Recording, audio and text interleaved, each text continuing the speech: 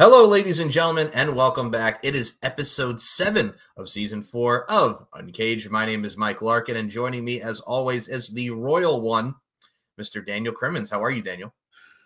Mago, I'm doing well. It is a rainy Saturday evening in good old Western New York. Yeah, East Coast has been hit with, we've had some rain here as well. I mean, it's hurricane season, folks. Thankfully, we have not gotten any of that weather, but it's not on wood. But yeah, it's been rainy. It's been very not sunny, not nice. But today it was actually okay. It was a nice sunny day. But yeah, weather-wise, it's not sunny in Philadelphia. It is not sunny in Philadelphia. No, thank you. Thank you. I saw what you did there. But yes, and unfortunately, a lot of things in our life here have not been as sunny because, unfortunately, and I want to begin the show with this, much like you did. We're going to say some words here. Fellow podcaster of ours, Mr. David Gillum, better known as the Butcher on the Max Wrestling Podcast, has passed away. Unfortunately, he passed away very unexpectedly, and we both knew him. And I'll let you go first. You want to say some words, guy? Yeah, David was a very, very passionate person. Say what you want about him, controversial. He had the moniker best heel in the business, and he was passionate to a T. He believed what he believed, and he said it with conviction. You knew where you stood with the guy, and watching him, do whether it be promos, whether it be podcasting, he was good. He knew how, you turn the camera on, he was good to go. He had an opinion, and you knew it was his opinion. If he didn't like something, he wasn't going to pretend that he did. He was very blunt. And, some people, it doesn't work. This day and age, realness is something that is seldom seen, but he was real to a fault. There's both good and bad.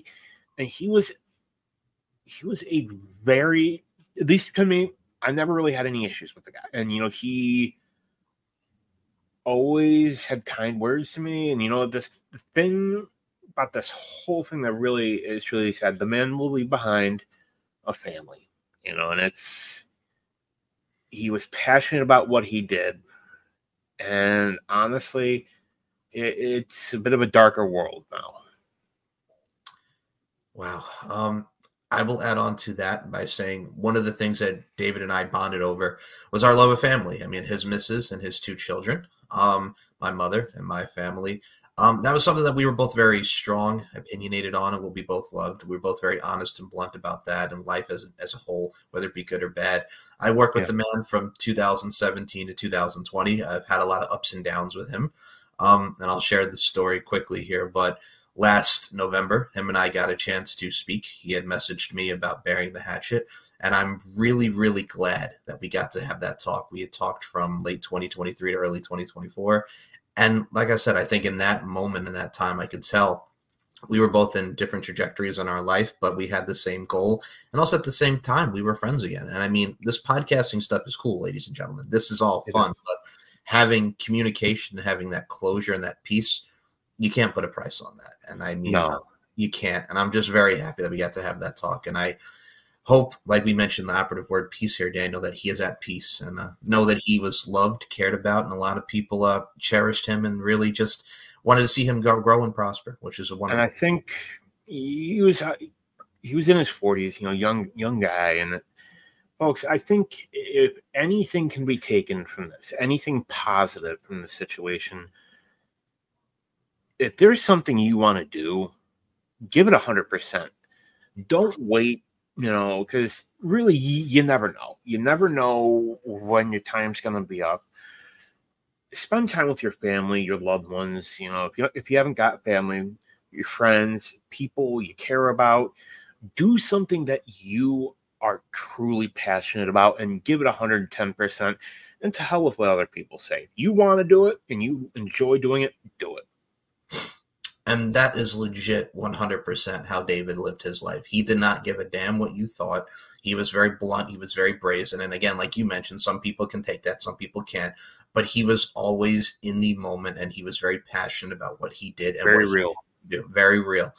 And I think that's kind of a loss in today's world, in our society, because a lot of people can't handle that, and some people can. Either way, the point being is he was who he was, and he stood his ground always. And I think a lot of people can respect that because that was his true character. And it's very sad that, again, we've talked about feeling for the family. It's very sad, the situation and the tragedy here. But I will say David's memory will definitely live on. It definitely will, and his spirit as well.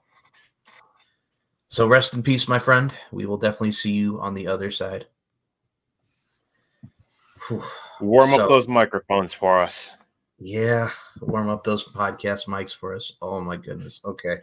So you will also see a tribute video for David here at the end of today's program. So with that being said, we mentioned people who are royal, and that is the subject matter of today's show, folks.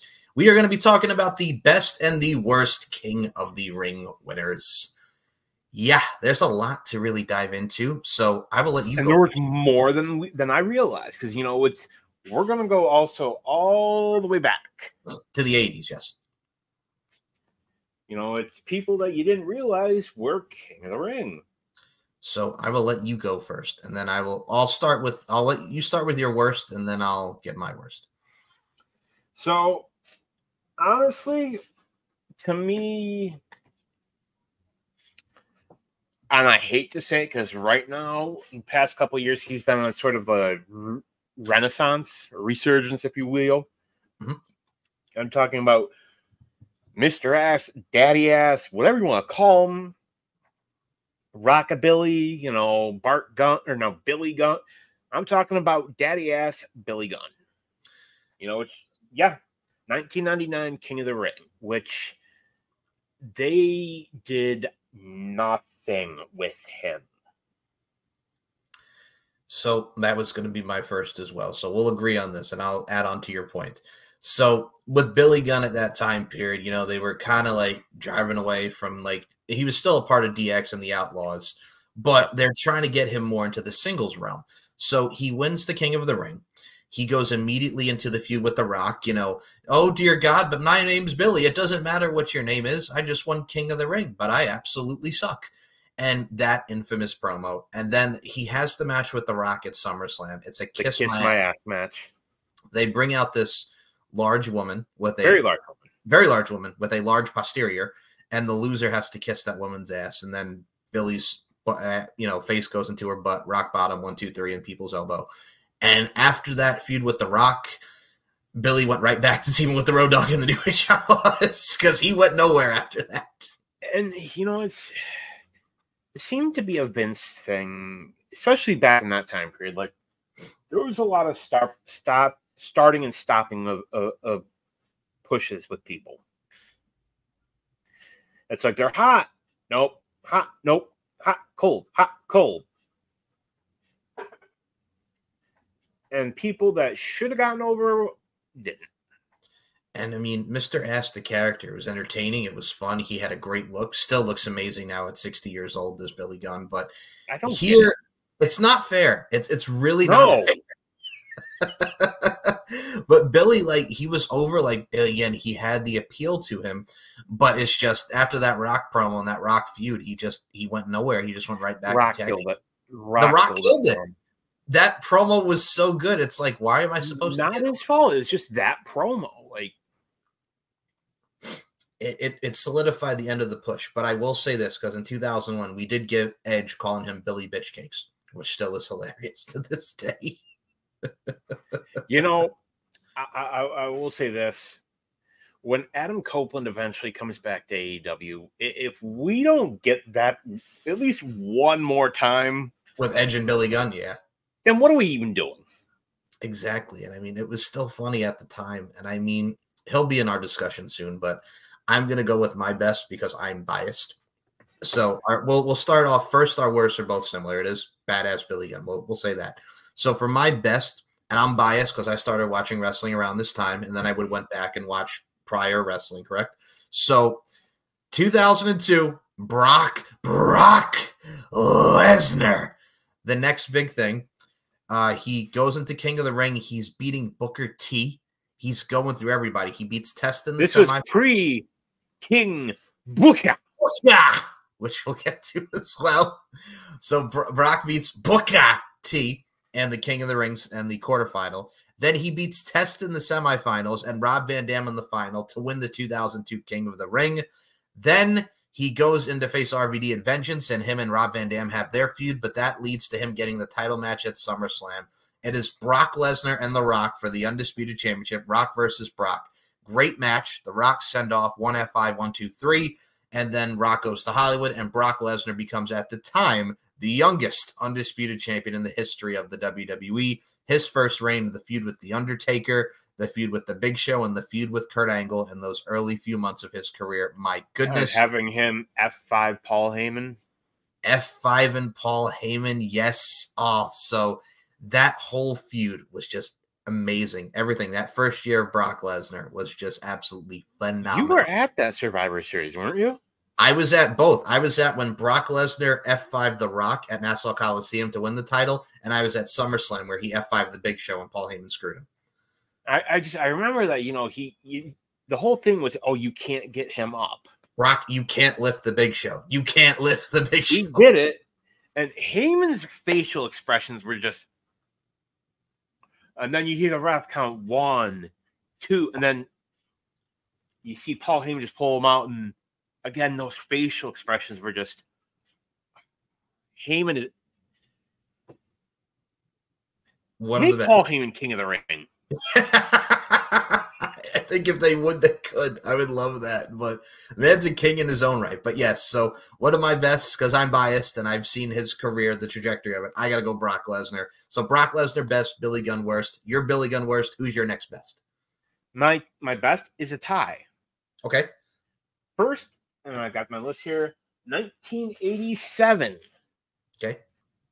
I'm talking about a man who's the Tower of Power, too sweet to be sour, funky like a monkey. Ooh, yeah. I'm talking about the Macho Man, Randy Savage. Macho King Randy Savage. And of course, again, I'm biased on him, and especially biased of this next one, the 2024 King of the Ring, the King General, or General, however you say it, Gunther. So we'll start with Macho first. I think it was much needed at the time for him to be a heel with Queen Sherry, the late great Sherry Martel. That was just so good. That whole run of him being the king, like 88, 89, when Macho turned heel, and the lust in your eyes, Hogan, and he starts feuding with, like, again, we mentioned Hogan. He starts feuding with the Ultimate Warrior, and he's just in there, run of the mill. Like, I love the fact that he made himself the Macho King. The heel turn was necessary, and we saw more layers to the Macho Man character. That was so good for him at the time.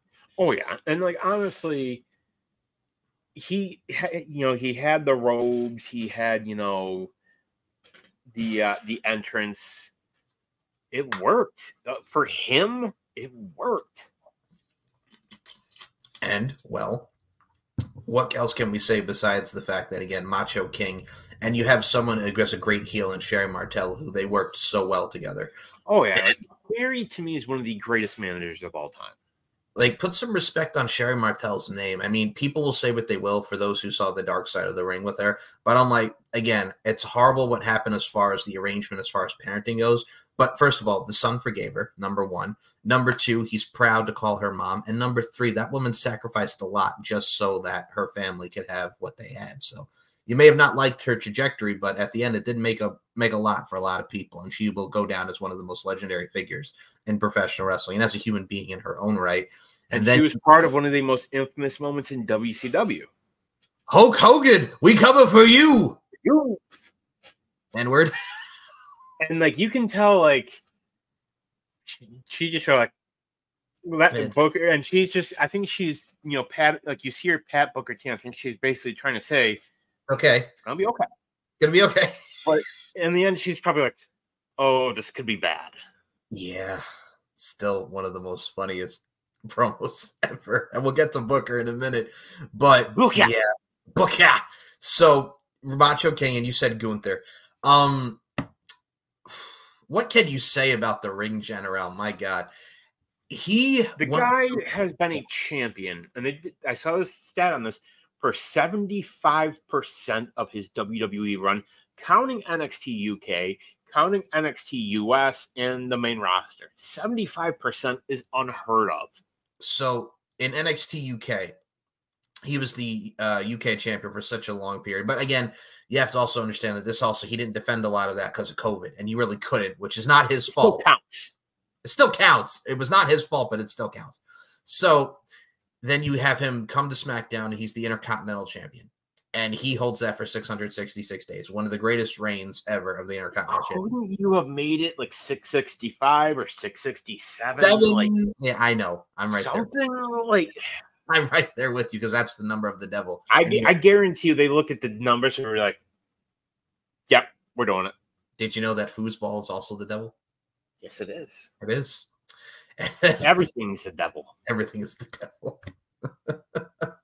So we go from that, and then we get to King of the Ring, and as we're looking at this, I'm like, if Gunther does not win this tournament, it makes no fucking sense. And then we get to the final, him and Randy Orton, the controversial pin, the shoulder was up, and they finally acknowledge it. And we get to SummerSlam now, not SummerSlam, excuse me, Bash in Berlin, and Gunther wins the title from Damian Priest. Now we got him and Randy Orton. Dude, with what we saw so far, with like, you can hit me out of nowhere, I don't care, I want to see it coming. He RKOs him, we're getting there, we're on the road. I cannot wait for part 2 of Gunther and Randy Orton. I'm looking forward to it. And honestly, that belt looks perfect on him. I mean, he's also distinguished. He comes out in the nice suits, and he looks good. Like, my goodness. He's slimmed down. He has a lot. Thank you, Ludwig Kaiser. They got to do something with him now. I know. Well, I mean, they're doing something with Gio now on SmackDown. He's going back to the Vinny Vici. He's got the cards. He's got the women. He's kind of doing the NXT gimmick, but right. It's not NXT 2.0 anymore, so I trust Triple H's vision of how they want to do the character. Hopefully. We should have at least gotten a Giovanni Vinci versus Ludwig Kaiser, match. Agreed, but I don't know. It's the way things worked out. But yeah, I agree on Gunther. So there's going to be probably a lot of, I'm going to say the same stuff as you. So I'm going to say the same stuff as you as well. And now we'll go to the next one as far as best goes. I'm going to do this one, so I will put it to the forefront here. I'm going to go, and I'm going to say this just because what a rookie year that he had. I'm going to go with the Olympic gold medalist, intensity, integrity, and intelligence, the 3 eyes, Kurt Angle. And, well, Kurt Angle comes in, beats Shawn Stasiak at Survivor Series, faces Taz at the Royal Rumble, wins the European Championship from Val Venus, wins the Intercontinental Championship from Chris Jericho. We get to King of the Ring, and he goes through Crash Holly. He goes through everybody from Rikishi to Crash Holly to Chris Jericho. That belly-to-belly suplex that he gives Rikishi in the final to win that King of the Ring. Rikishi? You ever hear the story of why Rikishi didn't go over Angle? Why? He didn't do it for The Rock. He didn't do it for the people. And no, and I mean, you son of a bitch. So we had Kurt Angle win the King of the Ring. He went through Crash Holly, Chris Jericho, and Rikishi. And what I loved about the Crash Holly one is because they treat it like a fluke. Like, okay, Crash is beating Bull Buchanan. And it's like, okay, like Crash is going through everybody, and then he gets to Kurt, and he has a competitive match, and you're like, oh my God, if they have Crash Holly go to the final. And then thankfully they did. They had Kurt beat him. But Crash had a good showing. Rikishi had a good showing. Everybody in that had a good showing. Mm-hmm. So Kurt wins, goes to SummerSlam. I mean, he has the match with Undertaker fully loaded, and then he goes to SummerSlam. That infamous match with The Rock and Triple H, where Triple H, the table gives out pedigree. Kurt has a concussion, and he comes back out. Stephanie helps him get out there, wrestles the rest of that match with a concussion, and just goes by the seat of his pants and does the triple threat. So that is why Kurt Angle is one of the best, just for what a rookie year, and then he wrestles the rest of that match in a concussion at SummerSlam. So that is why I'm going Kurt Angle. Who are you going with for the best? I'm going with probably one of the most, if not the most important King of the Ring. I'm talking about King of the Ring 1996. Talk about your Psalms, your John 3:16s. Austin 316 says, I just whoop your ass. Stone Cold Steve Austin Stone Cold Steve Austin. beating Mark Marrow and Jake the Snake Roberts. Wow. Okay, like you mentioned, you said it so eloquently. Talk about your sauce. Talk about your John 316. Austin 316. I just whooped your ass. And Michael Hayes, Doc Hendricks' face. Can't believe he said that. And then the signs the next night. Infamous. Launched the career and trajectory of Stone Cold. And that whole thing, like Austin even said, that was, Austin 316 was, organic. It was random. They didn't realize what they had until they got to TV. Austin was never supposed to be a face. He was a heel. He was this sinister heel. And what I liked about this too as well is originally, for those that know the story, Triple H was supposed to win King of the Ring that year in 1996. But the curtain call happened. And, well, somebody had to be punished. So it was not going to be Scott and Kevin, because Scott and Kevin were going to WCW. Sure as hell wasn't going to be HBK. No, because he was the champion at the time, and you weren't going to do that to Shawn. So somebody had to pay the price, and that was Triple H. And yeah, Triple H. But I agree on Stone Cold being one of the best, because we wouldn't have gotten Triple H in that curtain call. We would have never gotten the trajectory. Now, I'm going to put this into the forefront because this also adds. I love Stone Cold's reign and that trajectory of his career.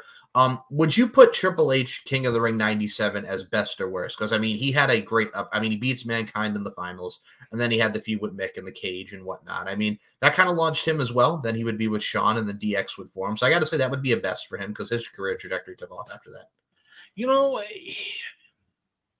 But as far as King of the Ring goes, it's not memorable. It's not memorable, but I got to say it did launch to what would happen later. I will say that. That's the asterisk I'm putting there.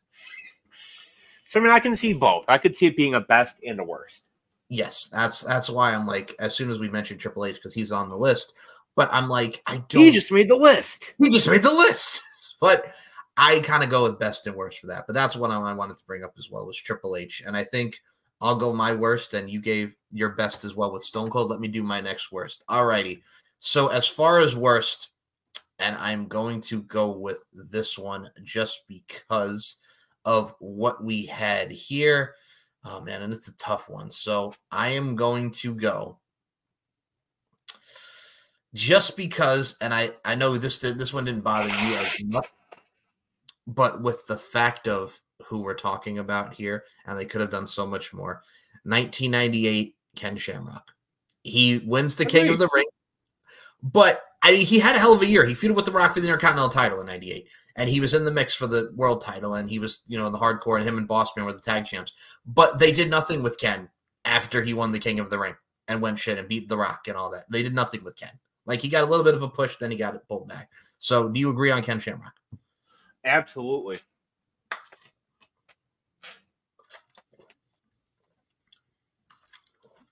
Looking at the here. My next one for that one. What was that? I was going to say, I really have nothing to say else with Ken except for the fact that I love Ken because he came in 97.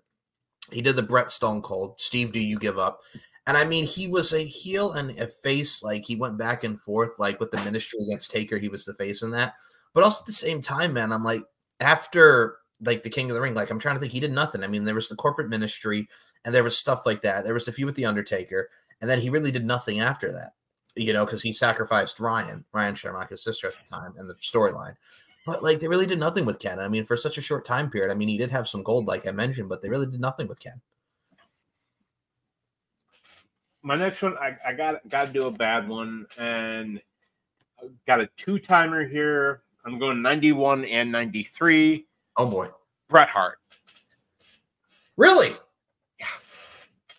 Okay, I know 93 when he beat Bam Bam Bigelow. 91, he beat IRS. Oh my lord. Okay. So, well, 91 did launch him as the Intercontinental Champion. We got the Mr. Perfect match, which was really good. That came out of that.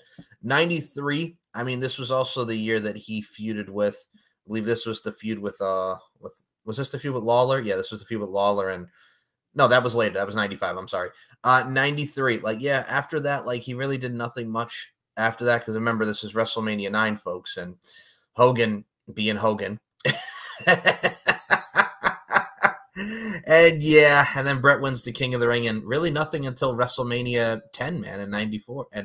I mean, it did give us Brett versus Owen. That will lead to 94, but I mean, that was about it. Yeah. I really can't say much, and I hate to put that into the forefront because I like Brett, even though he's very bitter. But like, you know who doesn't like Brett? Who's that? Goldberg. Of course he doesn't. Well, I mean, can you also see from this?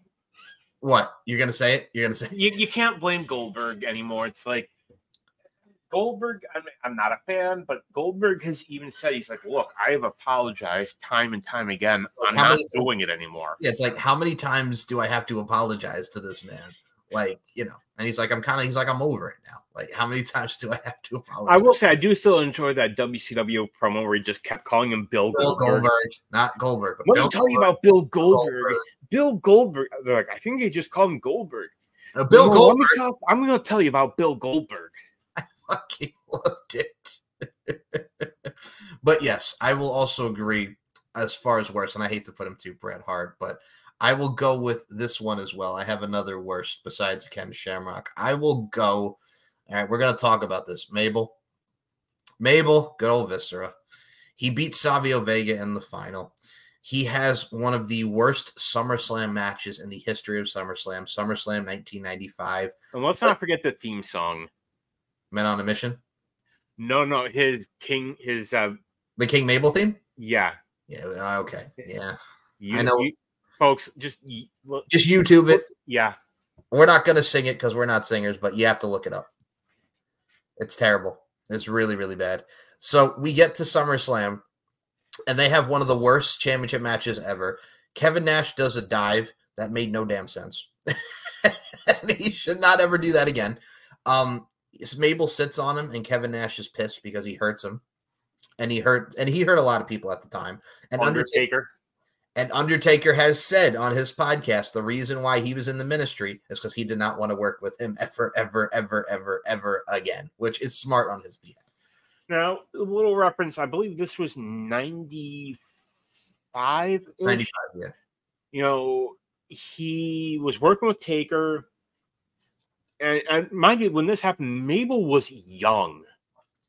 Very young. Very green still. Sits on the Undertaker's head. He was supposed to sit on the chest. He missed the chest and ended up sitting on the Undertaker. Was it a leg drop? I think it was a leg drop. Yes, and he broke his orbital bone. Yeah, basically broke Taker's face. That's why Taker was used to wear that like Phantom of the Opera style mask. Yep.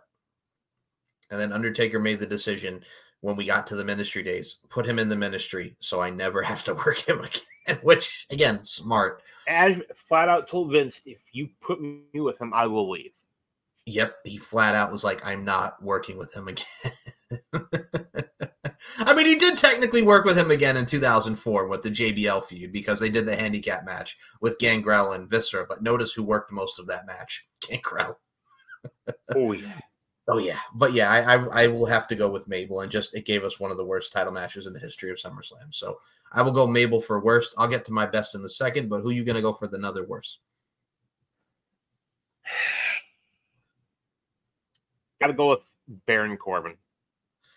Oh, yeah. So he winds up beating Baron Corbin / Shinsuke Nakamura because they because I guess I would count that as both. Okay. I like your style here where you went with this. So for those that, and we're taking it back to 2019 WWE. Bad time. Bad time. So Baron Corbin beats Chad Gable, which would then lead to Chad Gable becoming Shorty G. Yeah. Okay. And then Baron Corbin becomes King Corbin. He feuds with Roman Reigns, the infamous dog food. Ugh. And yeah, he was, if in case you don't know, Baron Corbin before Jey Uso was the last person to beat Roman Reigns as well. Yeah, that reign was terrible. It did nothing for Baron Corbin. I mean, he had the Dirty Dogs with him, Robert Roode and Dolph Ziggler. Then we get to 2020, and he loses everything. Nakamura beats him, and he's King Nakamura, takes the crown. I mean, that did give us Baron Corbin as the bum ass Corbin character, as Pat McAfee has called him many of times. The And bum Sad character. Corbin. And sad Corbin, then happy Corbin. Which and Sad Corbin got over. He got over because he looked terrible. He looked awful. He looked rough. Like, that worked. It did, and people were cheering it because it's like, come on, Baron, you can do it. And then, yeah. But it worked. Vince mucked it up again. And made him happy Corbin and put him with JBL, which sucked. And then we got him in NXT with Braun Breaker, and that got over when it shouldn't have. And because they were funny, and they were both big dudes that could kick your ass. And now he's with Apollo Crews, and it's weird to see him as a babyface, but they're good. They're a good tag team. Like, I'm liking Baron Corbin, and I never thought I'd say that. Like, this feels weird. I don't like this. I don't like this. But no, I would agree. And I mean, if you remember, like, and again, we're going back to the pandemic era, which I try to block a lot of that out. Like, if you remember, like, you remember who his first feud was after in 2020, like after Roman and all that? No. He feuded with Elias, and we got Elias versus Baron Corbin on one of the nights of WrestleMania. Like, again, this is the first WrestleMania, no people. And they just added random matches, and that was one of them. And this is also because like you had people that were supposed to be there but couldn't, or wouldn't. And you also had like Aleister Black versus Bobby Lashley out of nowhere, which still makes me laugh to this day because he got a WrestleMania match, but it was just out of mothballs. So I mean, they did what they could, and then Baron Corbin wound up feuding with. Oh God, we had the Elias feud. We had him feud with Jeff Hardy for a little bit. Like, there was, like, that whole pandemic run was like, yeah. And then he became Happy Corbin with Riddick Moss, who was Madcap Moss. But, yeah. But I will say Baron Corbin will definitely go down as one of the worst King of the Rings. And I will go to my next best one. And we mentioned him earlier, Mr. Daniel Crimmins. I will go with, well, enough is enough, and it is time for a change. I am going to go with the King of Spades himself. The King of Spades. I just combined friggin' the Queen of Spades with Shayna Baszler. Excuse me. The King of Hearts. Forgive me. The King of Hearts, Owen Hart. King of Spades. Jesus. The King of Hearts, Owen Hart. Here's why I liked it. It gave us more added fuel to the fire of the Brett feud. It gave us the match with Brett in the cage for the WWF title at SummerSlam. It gave us Owen Hart and Yoko as the tag team champions. And it just really solidified Owen Hart as just such a snotty, whiny, egotistical, cocky heel. And he played the character so well. So I have to give it to the King of Hearts. It's sad. You wonder what would have been, what Owen could have done. But it's another one that's such a tragedy because, like, again, this run, the 94 run with the King of Hearts and the King of the Ring, then you had everything that went into what he was doing. Like, he was in there. He was in the mix. The stuff with Yoko, everything that happened before the Montreal Screwjob, like him and the British Bulldog were great tag champs. Him and Jeff Jarrett in 99. Like, he was just such a good dude. Like, I miss, like, that guy because he was another one of the generally good guys in the business. So I'd have to give it to Owen Hart just because he made that character work and he was a fun King of the Ring. He was so entertaining. So I got to go Owen Hart. Who's your next best one? Well, I'm afraid I've got some bad news. You're going to put Wade Barrett on there? It's one of my favorites. Okay. So he beats Neville on the network because remember they had King of the Ring on the network. So he wins. He's in the mix for the Intercontinental Championship.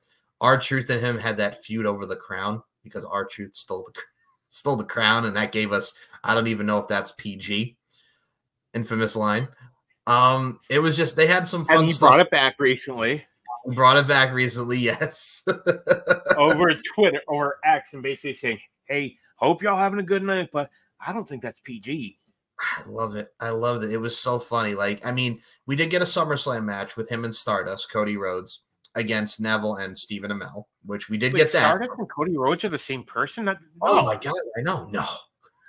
But they're separate people. They're separate people. But yes, no, we did get last that last I heard Stardust is like he's in a lake in Alaska somewhere fishing.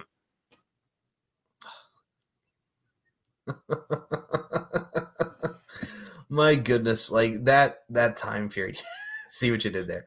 But we had that match at SummerSlam, and I mean he was fun. He was another entertaining one that gave, and I think Wade Barrett made it work with the bad news character and him just being Wade Barrett. I would concur with that. Okay, so I'm gonna go best, and I'm gonna use your boy here. I'm gonna go 2008. I'm gonna go with William Regal, just because it's William effing Regal, and he winds up beating CM Punk and Hornswoggle to become the King of the Ring. What I loved about this too, as well, is, I mean, we would see him with Layla briefly after this when he was the Intercontinental Champion. He was probably one of the funniest general managers ever when he shut down the show. Bloody shut it down, man! And just everything that we saw from that run as general manager. William Regal was funny. He was just so good as the King of the Ring. The feud with Mr. Kennedy, where he kind of gave him like a bloody nose and beat the crap out of Ken Kennedy. I enjoyed the whole thing. William Regal. I think for me, another bad one, and I hate to say it, 2010. Wait, no, not 2010. Yeah, 2010. Sheamus. Yes, King Sheamus. Okay, so the big feud out of that was with John Morrison. And those matches were good, but after that, nothing. Like, that was all I remember. He feuded with John Morrison. I couldn't tell you anything else from that reign. And then it was forgotten. And it sucks to say that, because him and Morrison, and remember, this is when Morrison was getting like that big push, and then he would go for the WWE title against The Miz in the Falls Count Anywhere match, and it was him, Miz, and Cena for the title. Like, they were pushing John Morrison, and they were pushing Sheamus, because, I mean, he had a very uneventful run as the WWE champion, and then he would win it again at the Fatal 4-Way, and I was there for that one where he won the title back, and the Nexus, beat up everybody, and then he would lose the title, and then, King of the Ring would happen. But, man, like, it's hard to say that, because, I mean, it was great to see him as King Sheamus and be the royal touch, but it was just such a forgotten King of the Ring. It's not because the man who won it, but it was so forgotten. Like, Morrison feud happened, and then that was it. Yeah, they forgot about the King. They're like, yeah, and it's done. And it's done. So now, we talk about a good one, and I think we'd be remiss if we didn't. All hail King Booker. So we'll put that one next. Okay. So King Booker. So this is when they had brought back the King of the Ring, because the last King of the Ring was the one I mentioned in 2002 with Brock Lesnar. So King Booker, the big feud that came out of it was he beat Bobby Lashley by cheating at Judgment Day 06 to win the King of the Ring crown. He would go on to beat Rey Mysterio at the Great American Bash 06 for the World Heavyweight Championship. He would then feud with Batista, who they legit got into a fight, and Booker T. Molly. And he kicked Batista's ass. And they had a feud for the world title, and those matches, to be completely honest with you, this was Booker like, okay, you don't give a shit, I'm not going to give a shit. And they had a horrible, horrible feud for the title. But we did get a lot of pluses out of this. We got King Booker and Queen Sharmell, Booker T's wife. We got the King's Court with William Regal. All hail King Booker! King Booker. All hail King Booker! And we got Finlay, which was a nice extension of the King's Court, because to see Finlay being the enforcer, because Finlay is the man. A beast. But I liked everything that they did. I just remember the John Cena backstage. I just want one night with the Queen. He goes, okay, my Queen, I'll take care of this. You want one night with the Queen, huh? Okay. What do you mean you want me? What is wrong with you, man? That's your wife. Chill. Oh, like, it was so, like, his run was so fun. Like, his run as the World Heavyweight Champion. And I love that he still brings it back occasionally. He does, but it was a short run, but it was funny. I mean, 2007, this is when he left. So when he was, like, going against Triple H, and I was there for the return of Triple H against Booker T, King Booker, and he's beating Jerry Lawler and going into SummerSlam, you could tell, and I think you can agree with me at the time period that we're talking about here, you could tell Booker T kind of like checked out the WWE. He didn't want to be there anymore. He was kind of burnt out. But yeah, that, besides the end run of that, for the year that it was fun. It was really, really fun. So one of the best, King Booker. And I hate to do this for the worst. I'm going to put him on here, but I thought the way we got to it was fun. 2001 Edge. And the reason why I'm putting him as the worst, the King of the Ring 2001 itself was fun because it was Edge. He beat Rhino in the semifinals. Then he beats Kurt Angle in the finals thanks to Shane McMahon. And Kurt Angle and Shane McMahon put on one of the damnedest matches, street fights in the history of King of the Ring in 2001. That's infamous spot with the glass pane. I can still hear it and feel it.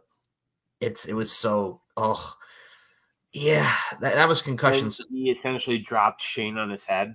Yeah, it was not a good spot. It was bad.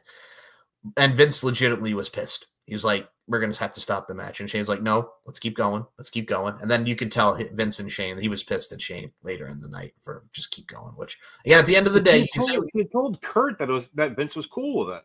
Yeah, but then you talk to Shane. Shane was like, he was so pissed. And I mean, at the end of the day, you could say we will about Vince McMahon, but that's still a father, like watching his son get chopped on his head.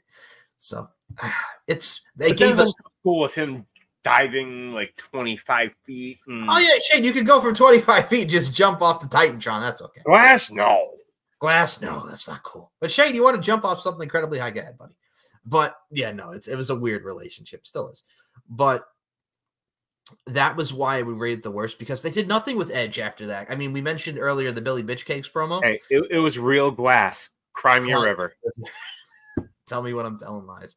So the only thing that came out of the Edge thing was the Billy Bitch Cakes promo.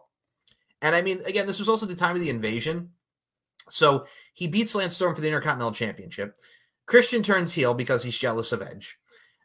Then Christian, this is why it made no sense, because then they had Christian join the Alliance. And I'm like, they can feud for the Intercontinental Championship, but he doesn't need to join the Alliance.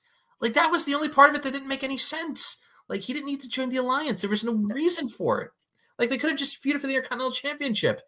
But yeah, they gave us the equivalent, I would say, would be WCW and NWO when you had people in the NWO that had no right that shouldn't be in there. Yes. I'm talking about IRS guys like Stevie Ray, Virgil. It just made no sense. Like Disco Inferno, Bryan Adams. Well, Bryan Adams kind of made sense, but Disco Inferno, Glenn Gilberti. Yeah. Oh, but no, I mean, IRS and the NWO, you're bringing back memories. But the thing too is, like, they did nothing with Edge. Like, if you remember, like, Edge just went back in Intercontinental title territory. Like, he did nothing after the King of the Ring 01. It's an achievement, but he did nothing after that. I mean, and even like, because there are earlier King of the Ring folks. Like, there was Don Morocco, there was Ted DiBiase, there's Tito Santana. Like, I don't really want to rank them best or worst, just because I don't even think you can see those tournaments. I mean, Harley Race you can make a claim for because he was King Harley Race, and I remember the match with the Junkyard Dog from WrestleMania 3, and that was cool because it's Harley Race, but you can't really rate like those early ones. You can't do it. No. Because you can't see the tournaments. You can't see the tournaments, exactly. And, I mean, if I was to give another one, I'll go greatest on here just because. And this is another tough one. I mean, I think we kind of nailed it, but I will give honorary mentions here. I mean, Xavier, would you give Xavier Woods, like, best or worst? Because, I mean, it was great to see him win, and I think a lot of people wanted Finn Balor to win, but the King Xavier Woods was funny. They had Kofi with him, and then Roman absolutely mollywopped him. But would you say Xavier was a good or fail? I mean, you could say he has it on his resume, though. Did you like King Xavier Woods? I mean, it was fun. I would say it was a good one. All right. I mean, I could say it was fun for that, but I mean, Xavier kind of stuck in limbo a little bit. And I mean, we're kind of going towards now, which I think finally they're setting they're planting the seeds, and they're actually picking up steam with him turning on Kofi because of Odyssey Jones now being involved with them. So they're telling a good story there. Oh my God. I think we're going to see him with the Final Testament. I agree. And here's my thing. Like, they were teasing, like, it's been 10 years. We're not going to split up. We've been together for 10 years, 10 years, 10 years. And you're going to see him finally snap. And I think it's going to be great. I really do, dude. Now, I mean, you could pull a swerve and have Xavier be the one. True. Okay. All right, but But I think it would do that. It would do more for Xavier's career to do it. agreed. But yeah, I mean Xavier. I mean he got a little bit of a push, like we mentioned the Roman stuff, but as King Woods, like he really did nothing. I mean, this was also when they did the tournament in Saudi Arabia, and he won that. But yeah, I mean, I think we pretty much covered the general consensus and basis. I mean, Ted DiBiase, like we mentioned in '98, we couldn't see the tournament, but I mean, Ted DiBiase, you could talk about his career in general, like him going into WrestleMania and being going for the WWF title WrestleMania 4, and just his career trajectory after that with Money Inc. and IRS. But those are the early ones. Again, we can't really count. Don Morocco will always be a legend just for his the Snuka and everything, like the Rock himself, the original Rock, Don Morocco. But yeah, I think we pretty much nailed and gave you guys a lot of our best and worst King of the Rings. And it sucks to put Brett on there because I like Brett. That's an iconic moment, him beating Bam Bam Bigelow. But the truth is truth, and I think that's really where we can kind of leave off. That was the only other one that we really didn't mention was Xavier Woods. So, and Gunther has again this tournament, this last one really succeeded a lot of our expectations. But yeah. Just the build up to Gunther versus Damian Priest was incredible.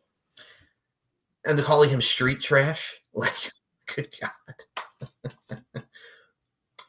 Like, it just, Gunther is that old school heel.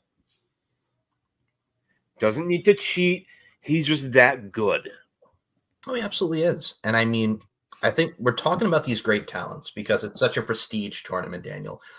Bringing it back in 06, bringing it back in 2015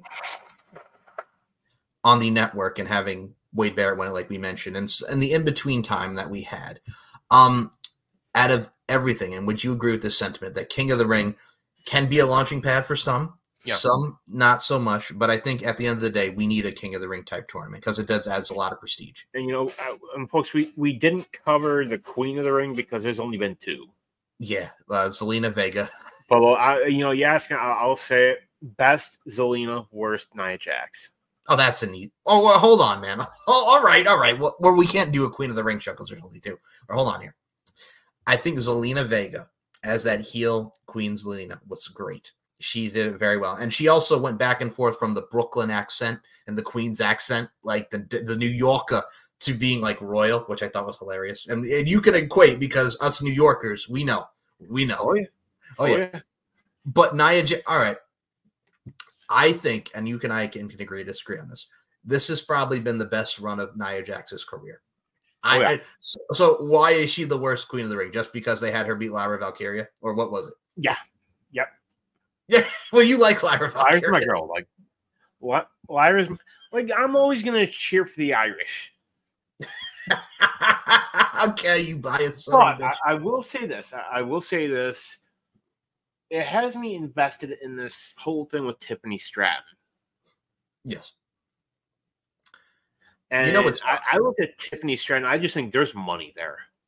There is, but you also know she's going to wind up cashing in on Nia, and you're here for it.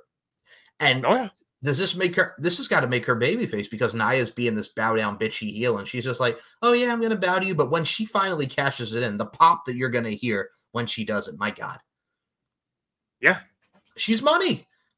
She is this generation's Trish Stratus, but more athletic. And like I said what I said. All right. Tell me when I'm telling lies.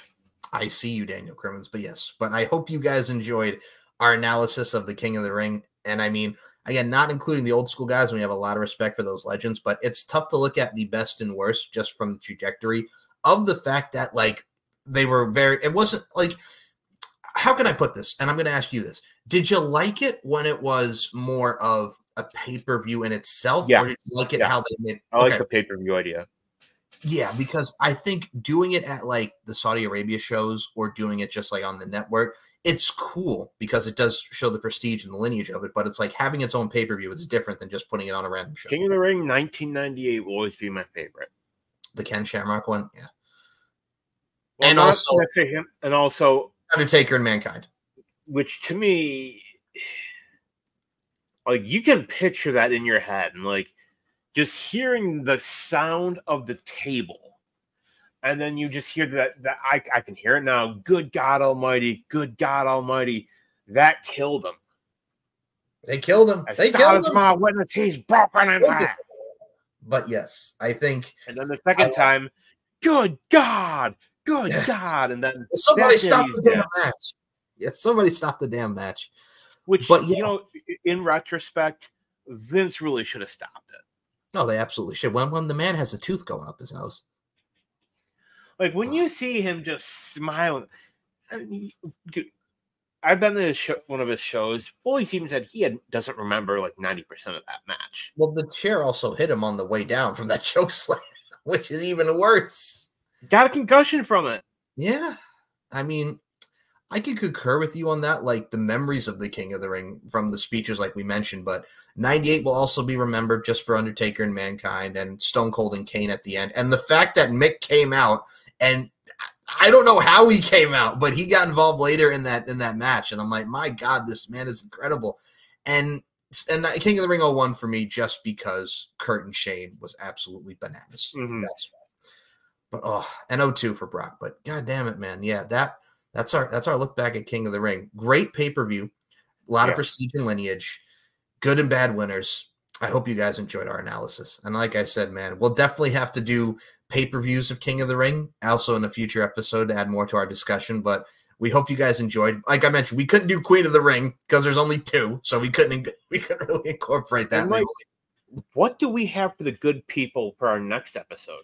Oh my goodness, Daniel Crimmins. Okay, all right. So as we mentioned, we only have 3 more episodes to go. You guys will be hearing the Great American Bash 04, our last one, and he picks the next pay-per-view because I owe him, because I made him watch 3 specials that were not so good. So because he hates me. We'll discuss that when we get to season 5. But our next episode, as we get to episode 8, we are going to look back at the WWF invasion from early 01, from I Now Own WCW to Shane versus Vince at WrestleMania, to Booker T scissor kicking Vince, to the debuts of Lance Storm and Hugh Morris and Sean O'Haire and Chuck Palumbo. We're going to talk about the superstars that came in. We're going to talk about the Invasion pay-per-view itself. We're going to talk about the lead up to... Yes, what could have been. We're going to talk about the lead up to Survivor Series. So we're going to cover March and April of 01 to November of 01. We're going to talk about the Invasion storyline. Wild times. Wild times, but it's going to be interesting to do the deep dive. And then we have our final 2 episodes. And, dude, we will put a close and a bow on season 4. So thank you guys for listening to this episode and our discussion and analysis as we do. And our respects to the late, great, our friend, Mr. David Gillum. Rest in peace, brother. Daniel, before we close this out, and I'll promote everybody's socials, but let us know. Throne Zone just ended. Piledriver Pundit, TSK. What can we see on the Max podcast? Pundit should be coming back soon. You know, technical issues, you know, had computer tech on the new machine right here. You know, as you can tell, I'm sounding good, sounding clear, crisp. Gotta get back to it. More coming soon. TSK, I believe we're doing All In next week. I believe. Okay. We'll see. And you want to promote Throne Zone? Because I know you and Dazzy just put out Throne Zone just ended. We covered the last 2 episodes of season 2 of House of the Dragon. Check that out if you have not already. And Mike, what do you have going on? Oh my goodness. Okay, so if you guys want to check out Uncaged, it's on Mike Larkin 92. Dude, we are halfway to 1K. Y'all crazy sons of bitches. We are almost up to 1K. Keep subscribing. We're halfway there. We're halfway there, and we're living on a doggone prayer is what we're doing, folks. So, yeah, buddy.